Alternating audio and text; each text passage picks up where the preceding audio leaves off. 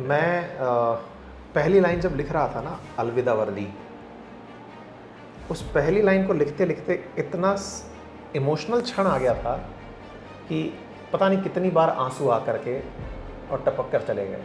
सबसे पहले लोग यही जानना चाहते हैं कि अंकित सर नौकरी क्यों छोड़ दिए। मैं इंटरनेशनल रिलेशंस लोगों को पढ़ाता हूँ। मैं चाहता हूँ कि वहाँ जाकर वहाँ की ग्राउंड स्थिति लोगों को बताऊँ। मैं अपने छात्रों को एक बार ऐसे ही मोटिवेशन दे रहा था, किसी ने ऐसी खबती कस दी, खुद ने निकाला है क्या?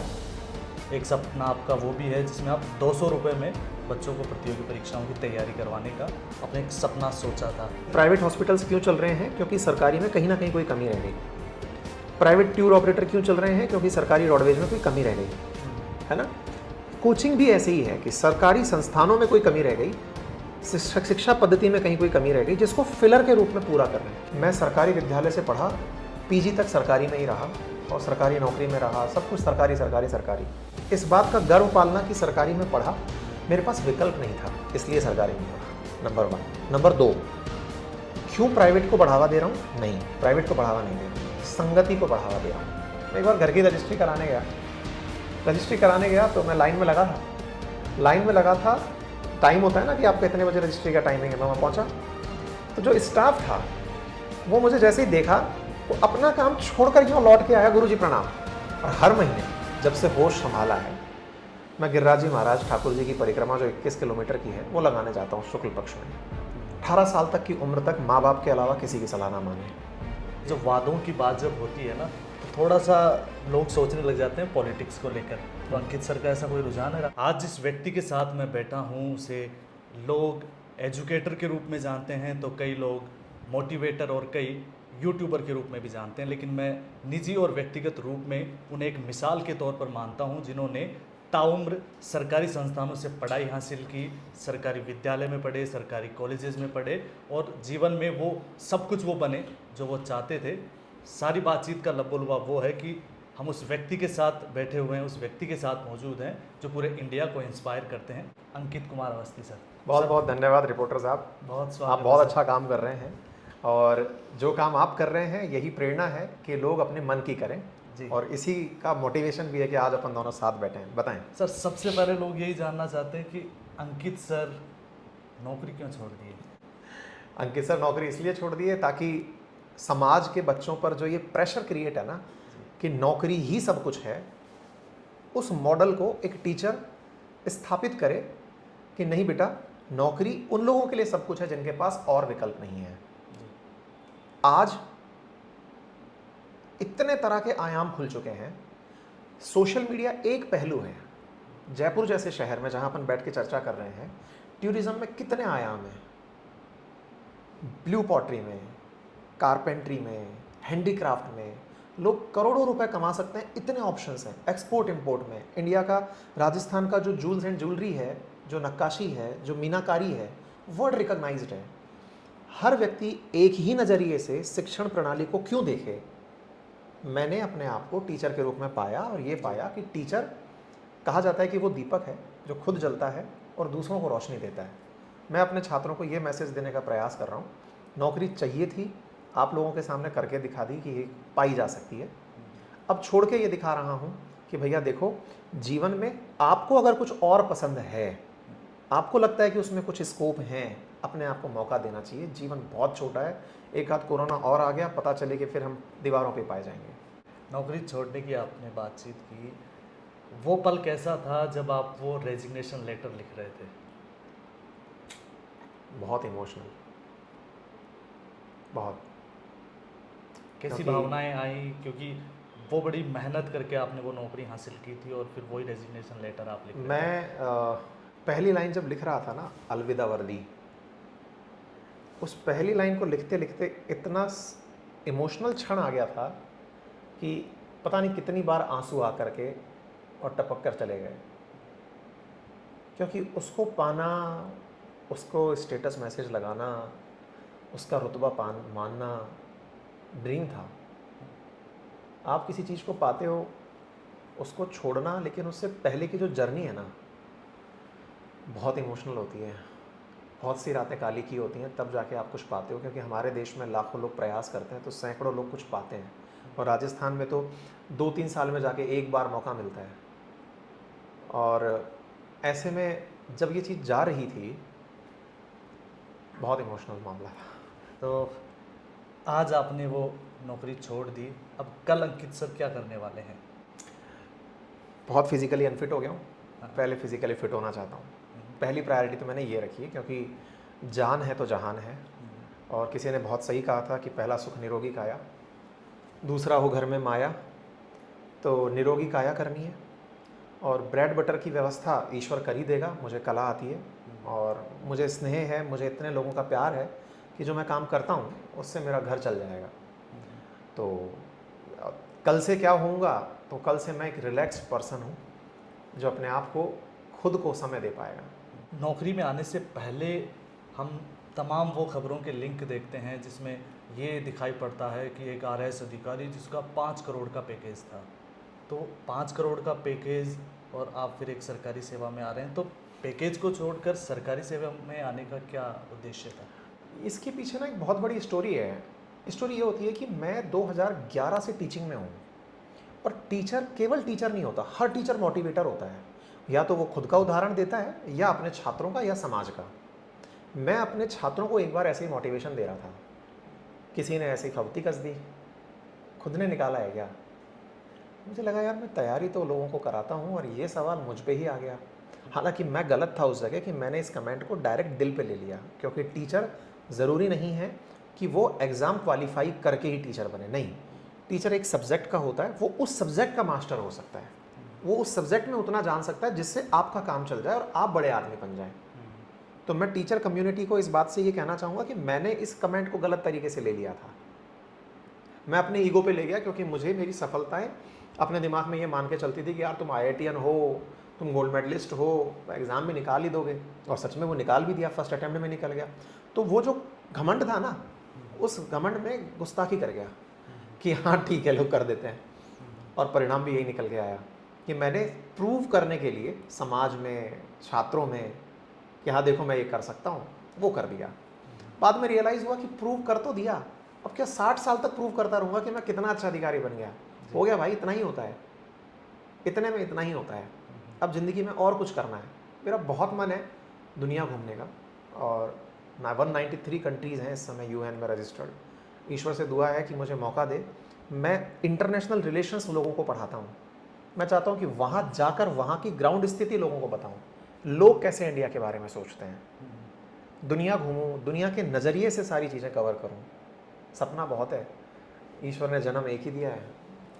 आपने सपने की बात की, एक सपने का जिक्र हम पहले आपके बारे में सुना करते थे कि एक सपना आपका वो भी है जिसमें आप 200 रुपये में बच्चों को प्रतियोगी परीक्षाओं की तैयारी करवाने का आपने एक सपना सोचा था, वो किस तरह से चल रहा है? देखो क्या हुआ, मैं जिस घर से आता हूँ ना, मेरे पिताजी तृतीय श्रेणी शिक्षक रहे हैं।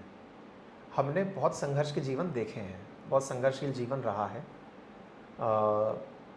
PG करने तक मैं साइकिल से गया हूँ, और आज भगवान के आशीर्वाद से चौपहिया भी कई हैं और सब कुछ है। उस दौर में ये था कि मैं, और ये मेरी नेचर में भी है, जैसे मैंने अभी हाल ही में पिछले ही महीने अगस्त में मेरे गांव में एक धर्मशाला का निर्माण करवाया है, किचन का निर्माण कराया, सामुदायिक किचन का निर्माण करवाया है, शौचालय का निर्माण करवाया है। मेरे मन में ये भाव है कि इसने ही तो मुझे दिया है। हम ओम जय जगदीश हरे जब आरती गाते हैं ना, तो इसमें एक लाइन आती है, तेरा तुझको अर्पण क्या लागे मेरा। महात्मा गांधी जी कहा करते थे कि समाज में आदमी को उतना ही कमाना चाहिए जितनी आवश्यकता है, बाकी फिर ट्रस्टीशिप के थ्रू समाज को वापस लौटाए। तो समाज को लौटाने का मुझ में इतना साहस तो नहीं है कि मैं बैंक खाली करके बैठ जाऊं, और क्योंकि मेरे पीछे परिवार है, बच्चियां हैं, समाज की जिम्मेदारियां हैं। लेकिन जब जब मुझे अवसर मिलता है कि किसी तरह से मैं समाज में अपने किसी भी प्रकार के योगदान को दे पाऊँ, तो चूँकि एग्ज़ाम पास हुआ था, ताज़ा ताज़ा स्किल थी, मैंने कहा यार पैसा भी है, स्किल भी है, तो चलो समाज के कुछ लोगों को ये चीज़ भी सिखा देते हैं। तो हमने 3 बैच निकाले थे 200-200 रुपये वाले, फिर ट्रेनिंग का समय आ गया था। तो वापस, चूँकि अब सेवा से मुक्त हो चुके हैं, वापस शुरू करेंगे आप? अब क्या है, हमारा दायरा बढ़ चुका है। पूरे देश के बच्चों को ट्रीट करना जब होता है ना आपको बहुत अच्छे से, तो ऑनलाइन ने आज वो उपलब्ध करा दिए हैं संसाधन कि आप देश के किसी भी कोने में बैठे बच्चे को बहुत ही अच्छे से, बहुत ही किफ़ायती कीमत पर बहुत बेहतरीन शिक्षा पहुंचा सकते हैं। तो प्रयास रहेगा कि बेहतरीन शिक्षा को देश के कोने कोने तक पहुंचाया जाए, बहुत ही नॉमिनल कीमत के ऊपर। आपका गिरिराज जी महाराज को लेकर क्या कनेक्शन है, बहुत चर्चा होती है उसकी भी। मैंने किसी देश के प्रबुद्ध पत्रकार को एक बार ये कहते सुना था कि लोग पता नहीं भगवान में आस्था क्यों रखते हैं। मैं थोड़ा सा इतर हूँ उसके, और मैं आस्था पर तो सवाल नहीं करता, लेकिन मैं मानता हूँ कि लोग पता नहीं कितनों के सामने जाके सिर झुकाते हैं। मेरा ठाकुर जब तक है ना, तो मुझे किसी और के आगे सिर झुकाने की ज़रूरत नहीं है। और हर महीने जब से होश संभाला है, मैं गिरिराज जी महाराज ठाकुर जी की परिक्रमा जो 21 किलोमीटर की है वो लगाने जाता हूँ शुक्ल पक्ष में। पता नहीं उस भूमि में क्या है। मैं अपने अनुभव बताता हूँ। मैं अंधविश्वास को, विश्वास को, भक्ति को, ये सब साइड में हटा दूँ। मैं मेरा अनुभव बताता हूँ, और वो अनुभव इतना है कि मैं जब वहाँ जाता हूँ, उस रज में क्या है, उस गंध में क्या है, वहाँ के हाव भाव में क्या है, कि मैं तनाव मुक्त होकर आता हूँ। और ईश्वर मुझे कोई ऐसी दिशा दे के भेजता, हर महीने मैं एक अलग एनर्जी के साथ आता हूँ। मतलब मैं आपको बताऊँ, जैसे जैसे शुक्ल पक्ष आ रहा होता है, मेरी एनर्जी लो हो रखी होती है, और जैसे ही मैं वहाँ से लौट के आता हूँ, एक नया अंकित अवस्थी बन के आता हूँ कि बस तो प्रभु कृपा बनाए रखो। क्या करते हैं वहाँ जाके? परिक्रमा, पैदल परिक्रमा, नंगे पैर, आ, 21 किलोमीटर की। इसके अलावा आपकी कोचिंग टाइम के हम जिक्र करना चाहेंगे, उस पर बातचीत करना चाहेंगे, क्योंकि आज के दौर में कोचिंग इंडस्ट्री वो इंडस्ट्री बन चुकी है जिससे शायद ही कोई परिवार है जो अछूता है। सत्य। तो किस तरह से देखते हैं आप इसके फ्यूचर को, और वर्तमान में जो पूरा पैटर्न बना हुआ है कि इसके लिए अब माफिया, गिरोह जैसे शब्दों का इस्तेमाल होने लगा है, सत्य। तो क्या मानते हैं आप इसको लेकर? देखो, कोचिंग हमारे समाज का एक ऐसी बुराई है ना, कि वो बुराई है और वो स्वीकार्य है। कैसे? अब ये शब्द थोड़ा सा मेरे हिसाब तो बिल्कुल कंट्रोवर्शियल है। जी। हमारे कहीं ना कहीं एजुकेशन सिस्टम में वो कमी रह गई जैसे कोचिंग सिस्टम पूरा कर रही है। जैसे प्राइवेट हॉस्पिटल्स क्यों चल रहे हैं? क्योंकि सरकारी में कहीं ना कहीं कोई कमी रह गई। प्राइवेट टूर ऑपरेटर क्यों चल रहे हैं? क्योंकि सरकारी रोडवेज में कोई कमी रह गई, है ना। कोचिंग भी ऐसे ही है कि सरकारी संस्थानों में कोई कमी रह गई, शिक्षा पद्धति में कहीं कोई कमी रह गई, जिसको फिलर के रूप में पूरा कर रहे हैं। और देखिए, हम जैसा जो देश है ना, डेवलपिंग कंट्री, जब वो देश बढ़ रहा होता है ना, हर कोने पर वो ओके करके नहीं चल सकता। औसत से अधिक करके भी वो कई खांचे भरता हुआ चलता है। 140 करोड़ हैं हम लोग, सबकी एक्सपेक्टेशंस को फुलफिल करना टफ टास्क होता है। तो कोचिंग आया एक जरूरी बुराई के रूप में था, लेकिन इस देश में जिस दिन सबके पास शिक्षा सरकारी उपलब्ध होगी, सरकारी संसाधन होंगे, विकल्प रोजगार के बहुत होंगे, तो संभवतः ये सतह ही समाप्त हो जाएगा। हम तब तक हैं जब तक के लिए सरकार के द्वारा संसाधन उपलब्ध नहीं हो जाते। आपने सरकारी संसाधनों की बातचीत की, तो क्या आज भी ये संभव है कि सरकारी संस्थानों में पढ़कर वो ड्रीम जॉब, वो ड्रीम करियर बनाया जा सकता है? क्योंकि आपके दौर की कहानी अलग थी, क्या आज वो स्थिति में है अपन? ये आपने बहुत प्यारा सवाल पूछा है, और ये जवाब है ना, इसका मैं थोड़ा अलग फ्रेम में देता हूँ आपको। मैं सरकारी विद्यालय से पढ़ा, पीजी तक सरकारी में ही रहा, और सरकारी नौकरी में रहा, सब कुछ सरकारी सरकारी सरकारी। मैं इस बात को बड़े गर्व से कहता हूँ कि मैं सरकारी में रहा, IITN बना, सरकारी में रहा, सरकारी नौकरी में चला गया, सब कुछ सरकारी। मैंने एक चीज़ इन दिनों फील की। क्या फील की? जब मैं मेरी बच्ची को शहर के प्रतिष्ठित स्कूलों में पढ़ने भेजता हूँ, तो मैं ये डिफरेंस फील करता हूँ कि मुझ में और इसमें अंतर क्या है। और मैं बहुत बड़ी बात आपको बताता हूँ ये, और ये उन पेरेंट्स को भी सुननी चाहिए कि एजुकेशन कितना ज़रूरी है। इस बात का गर्व पालना कि सरकारी में पढ़ा, मेरे पास विकल्प नहीं था, इसलिए सरकारी में पढ़ा, नंबर 1। नंबर 2, क्यों प्राइवेट को बढ़ावा दे रहा हूँ? नहीं, प्राइवेट को बढ़ावा नहीं दे रहा हूँ, संगति को बढ़ावा दे रहा हूँ। हमारे समाज में एक व्यवस्था ऐसी बन गई है कि जो लोग पढ़ने को लेकर सिंसियर हैं, थोड़े से सक्षम हैं, वो अपने हैसियत से ज़्यादा खर्च करते हैं। तो एक ऐसी सर्कल बन जाती है किसी भी प्राइवेट संस्थान में, स्कूल में, जहाँ लोग एक दूसरे से पीयर लर्निंग करते हैं। अब स्कूल्स को समझो आप। स्कूल्स में क्या होता है कि अगर मैं किसी स्कूल में पढ़ाने अपनी बच्ची को भेज रहा हूँ, मेरे साथ जो लोग पढ़े थे, हर कोई अंकित अवस्थी नहीं बना। मैं बड़े दुख के साथ कई बार अपने ऐसे मित्रों से भी बातचीत करता हूँ, और उनकी यथासंभव प्रयास भी करता हूँ, जो आज भी बेरोजगार हैं। कोई सब्जी की दुकान चला रहा है, कोई पनवाड़ी बना हुआ है, कोई साइकिल रिपेयरिंग की दुकान चला रहा है। मैं रोजगार की बुराई नहीं कर रहा, मैं बुराई इस बात की कर रहा हूँ कि मैंने उन लोगों के साथ समय बिताया, तो मुझे मेरा तालाब बहुत छोटा लगा। मुझे लगा कि कम्पिटिटिव एनवायरनमेंट में जब आप पढ़ते हो, इनसे बड़े हो गए तो आप सफल हो गए। अब मैंने तालाब चेंज कर दिया, मान लो कैसे? मैं एक ऐसे तालाब में आया जहाँ हर बच्चा, कोई आईएएस बन गया, कोई आईआईटीएन बन गया, कोई इंटरनेशनली शिफ्ट हो गया, कोई कुछ कर गया, कोई शहर की बड़ी स्कूल चला रहा है, कोई बढ़िया शॉप चला रहा है, बढ़िया शोरूम चला रहा है। ऐसे लोगों में जब मैं बैठूंगा ना, तो मुझे थॉट भी वहाँ से आना शुरू होगी। जी।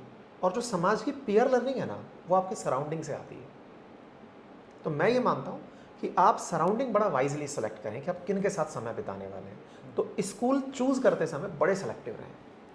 अपने सराउंडिंग की बातचीत की, उसे हम सलाहकार के तौर पर समझ सकते हैं कि तो आप क्या मानते हैं जीवन में एक अच्छा सलाहकार कितना और क्यों ज़रूरी है? 18 साल तक की उम्र तक माँ बाप के अलावा किसी की सलाह ना माने, क्योंकि आप बालिग नहीं हैं। तो आपके लिए उन्होंने जो सपने देखे, क्योंकि आपको लाने का उन्होंने प्लान किया था कि धरती पर आप आएंगे, वहाँ तक उनकी। उसके बाद जब आप कॉलेज चले जाएं, जब आपके सेंस खुद के चालू हो जाएं, जब सरकार आपको अनुमति दे दे कि जब तुम देश चलाने की इजाज़त दे सकते हो, तो अपने जीवन के फैसले भी ले सकते हो।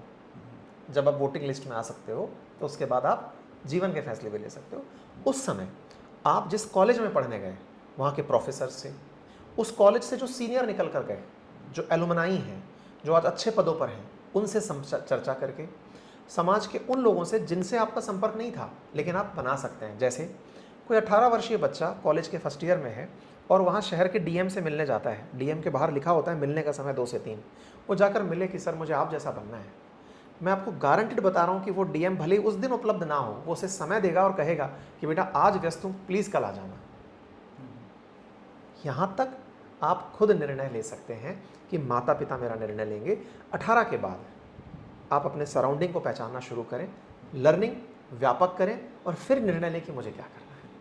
आखिरी सवाल यही कि अंकित सर को नया करने में या फिर ये जो किक मिलती है ना, ये कहाँ से आती है? यार ये बहुत ही अच्छा सवाल है, लेकिन अब जैसे ना मैं आपसे बात कर रहा हूँ ना, मैं घंटों बात कर सकता हूँ। मेरा असली आनंद बात करने में है। टीचिंग में बात करते करते करता हूँ। किक की जहाँ तक बात आती है, तो मैं जब भी किसी को ऐसा देखता हूँ ना कि मेरी प्रेजेंस से वो खुश हुआ है, यकीन मानो कि मुझे एक बार के लिए अकाउंट खाली भी होना तो उसका दुख नहीं होता, लेकिन मेरी प्रेजेंस में किसी के चेहरे पर स्माइल है और वो नज़दीक आकर के, आज मैं सचिवालय था, वहाँ सचिवालय के अंदर कुछ कर्मचारी थे, वो निकाल करके कैमरा भागे भागे आए कि सर आपके साथ एक फ़ोटो खिंचानी है। मुझे इतना अच्छा लगा, मैंने कहा कि ये अंकित अवस्थी के साथ तो नहीं आए थे, वो आबकारी अधिकार के साथ तो नहीं आए थे, ये उस टीचर के साथ आए थे। मैं एक बार घर की रजिस्ट्री कराने गया तो मैं लाइन में लगा था। टाइम होता है ना कि आपका इतने बजे रजिस्ट्री का टाइमिंग है। मैं वहाँ पहुँचा तो जो स्टाफ था वो मुझे जैसे ही देखा, वो अपना काम छोड़कर यूँ लौट के आया, गुरुजी प्रणाम। मैंने कहा हे ईश्वर, ये जो चीज़ है, पैर छूना उनका, इस आत्मीयता से मिलना, उनका मन करे कि मैं इनकी बलाएं ले लूँ, मैं बात ही भर लूँ कि हमारे सर आ गए। सर ये अमूल्य है और जीवन में हर किसी को नसीब नहीं होती। मैं हर शिक्षक से यही रिक्वेस्ट करूँगा कि जब भी वो अपना कार्य करें ना, तो वो इतनी निष्ठा से करें कि जब आप समाज में कभी उनसे मिलें तो लोग आपको, पता है बहुत इंटरेस्टिंग बात, लोगों को फीस देने में बिल्कुल जी नहीं दुख पाता।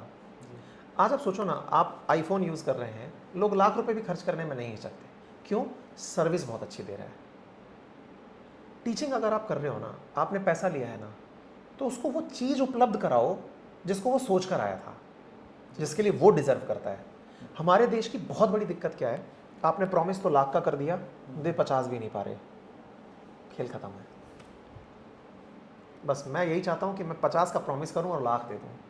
ये प्रॉमिस या ये जो वादों की बात जब होती है ना, तो थोड़ा सा लोग सोचने लग जाते हैं पॉलिटिक्स को लेकर। तो अंकित सर का ऐसा कोई रुझान है राजनीति में जाने का? देखो, जिस आदमी से एक ऐसे डिपार्टमेंट की नौकरी नहीं हुई जिसको लोग केवल इसलिए जानते हैं कि वो भ्रष्टाचार की जगह है, मैं इस आक्षेप से कि मैंने जो घर बनाया ये कहीं भ्रष्टाचार के पैसे से तो नहीं बना लिया, इससे कहीं ना कहीं अंदर तक कुंठित था।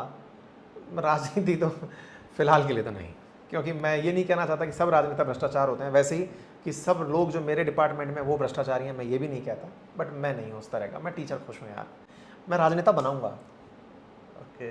मैं अधिकारी बनाऊँगा, मैं लोगों को खुश रखूँगा। टीचर बहुत अच्छा है, इस समाज में जिसकी सबसे ज़्यादा ज़रूरत है। फिर वही वाली बात, हर आदमी राजनेता बन जाएगा भाई, तो फिर टीचिंग कौन करेगा? अभी तो यही स्थिति है। बहुत धन्यवाद सर। जीवन में Thank you so बहुत सारे इंटरव्यू किए, लेकिन ये उन सब में सबसे कमाल का है। Wow. और ये थे अंकित सर, जिन्होंने हर एक वो सपना न सिर्फ देखा बल्कि उसको जिया और अब एक नए रोल में नज़र आएंगे। और राजस्थान वालों के लिए एक विशेष बात ये है कि ये अपने ही राजस्थान के अलवर के मूल रूप से रहने वाले हैं और अब जयपुर में रह रहे हैं। और अब वैसे इंटरनेट की दुनिया में सर्वत्र ये आप सबको मिल ही जाते हैं। मेरी सबसे गुजारिश बस इतनी है, भाई का चैनल सब्सक्राइब कर लो, फॉलो कर लो, और सबसे इम्पोर्टेंट बात ये है कि जितना भी संभव हो ना भाई, बड़ों का सम्मान करो, छोटों को प्यार दो, और व्यक्तित्व इस प्रकार से विकसित करो कि महिलाएं आपके साथ सुरक्षित महसूस करें। फिलहाल के लिए इतना ही, थैंक यू। बहुत धन्यवाद। बाकी की रिक्वेस्ट अंकित सर ने कर ही दी है। धन्यवाद। देखते रहिए रिपोर्टर साहब।